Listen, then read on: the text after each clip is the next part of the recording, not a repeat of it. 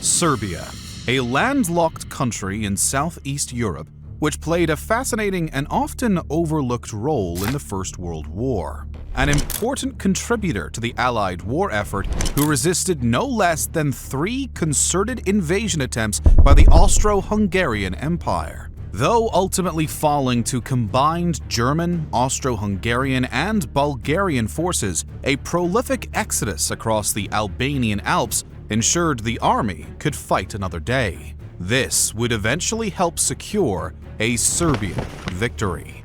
To examine the Serbian experience of World War I, it is helpful to explore the context in the years leading up to the conflict. Serbia sat in a tinderbox region which had been experiencing a shifting of powers for decades. The once mighty Ottoman Empire was on the decline, and Balkan states were hungry for more territory and full independence, starting in the 19th century. This included Greece, Serbia, Bulgaria, and Montenegro, who formed the Balkan League in 1912 to confront the Ottomans. In the First Balkan War of 1912, which followed, the alliance managed to push back the Ottoman Empire from most of its European holdings, expanding the territories of the Balkan nations considerably. While Serbia itself acquired territories of today's Kosovo, North Macedonia, and a region bordering Montenegro. And in the Second Balkan War, Bulgaria was the one defeated by a new alliance. With the gain of territory and power, the wars also came at a significant cost, with around 80,000 Serbian casualties and deaths between the two conflicts. This would have a detrimental impact on the readiness of its military at the outset of new hostilities. Alongside this jostling for power with the Ottoman Empire in the pre-war period, Serbia's rivalry with the Austro-Hungarian Empire had also been mounting. This was a long-running feud, with the most recent flare-up occurring over Austro-Hungarian's annexation of Bosnia in 1908 and its success in establishing the Albanian nation in 1912 to help deprive Serbia access to the Adriatic Sea. Both were considered extremely provocative moves by Serbia and would lead directly to the outbreak of the First World War, with the man who assassinated Archduke Franz Ferdinand in fact doing so in opposition to the recent annexation. With the bloody removal of their heir to the throne, Austro-Hungary had the necessary pretext and declared war on Serbia on the 28th of July, 1914. This marks the beginning of the global conflict, which would wreak havoc for the next 4 years. For many in Serbia, Austria-Hungary was seen as an aggressor, an empire formed around Austria and Hungary that was composed of so many ethnicities, including the southern Slavs. Serbia's armed forces, though depleted following years of Balkan conflict, were by no means written off. Embarking in a period of rapid mobilization from July 26, 1914, they managed to recruit a total of over 400,000 men.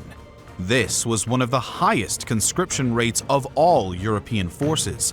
Weaponry and ammunition was in lower supply though, with Serbia left dependent on imports from France and Russia. In an all-important category of field guns, for example, Serbia was outgunned nearly 2-to-1 by her enemy.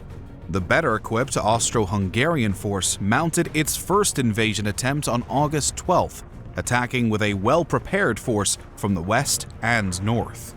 The Serbian defenders, though, had a superior knowledge of the rough terrain, which gave them the upper hand in fighting.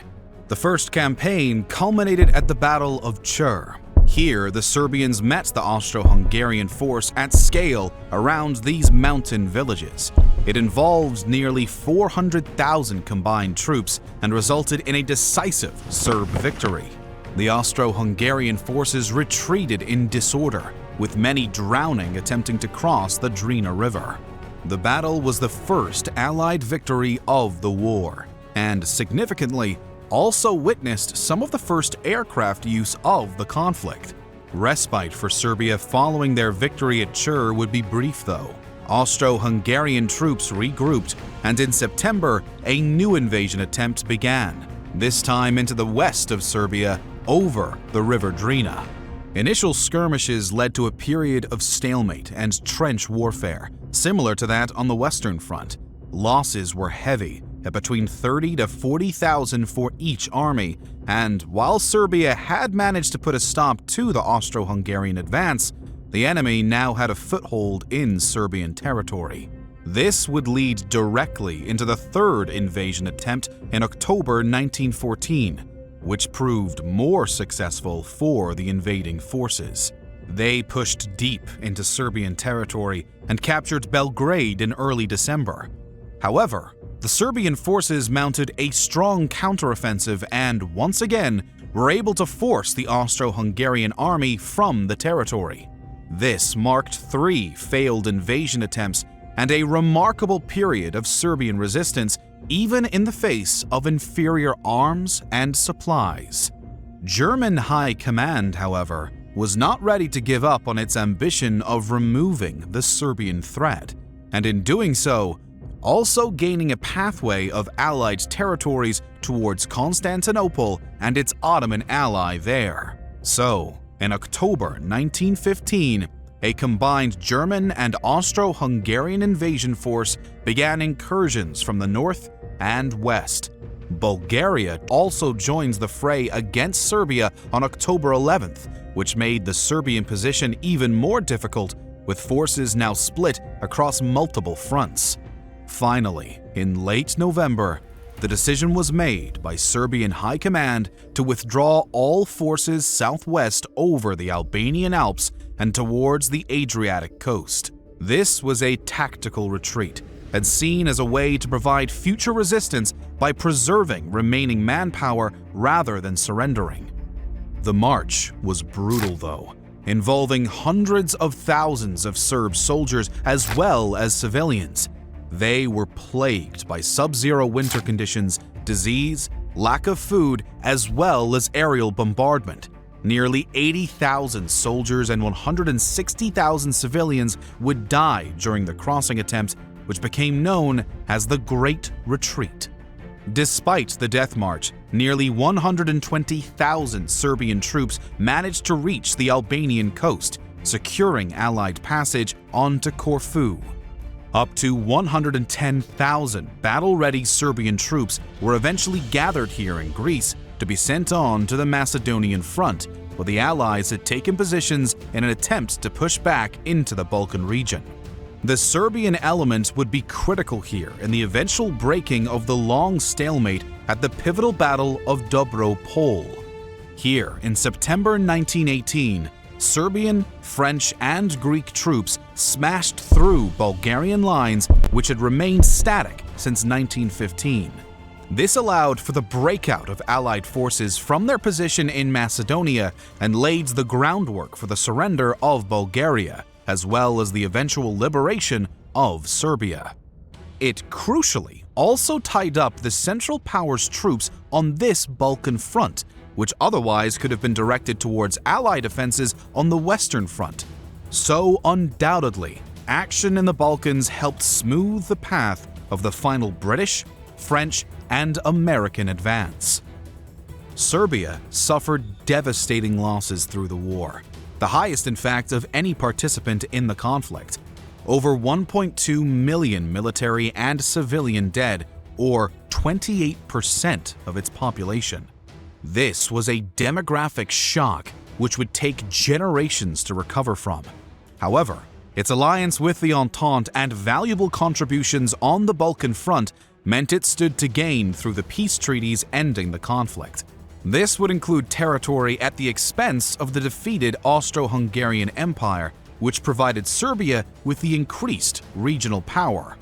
Soon to follow the end of the war in December 1918, and the Kingdom of Serbs, Croats, and Slovenes was created.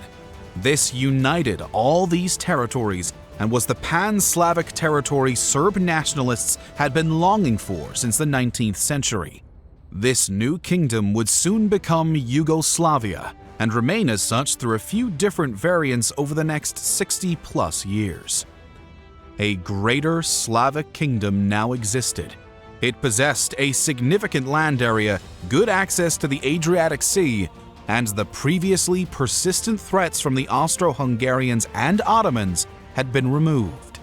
So while the era of regional upheaval before and including the First World War left Serbia with heavy losses, it nevertheless set the stage for a period of post-war regional power that would last for decades. The maps in our videos, those are the light versions. For our shop, we take the same research and go all in. Finer line work, higher resolution, extra texture, geographic details that would get lost in a video. These are built for people who want the real thing. Something you can reference, hang up, or just own because it's the version we actually wanted to make. The kind of map you don't scroll past, you keep. Check your favorite on our website at knowledgia.co or by clicking the link in the description.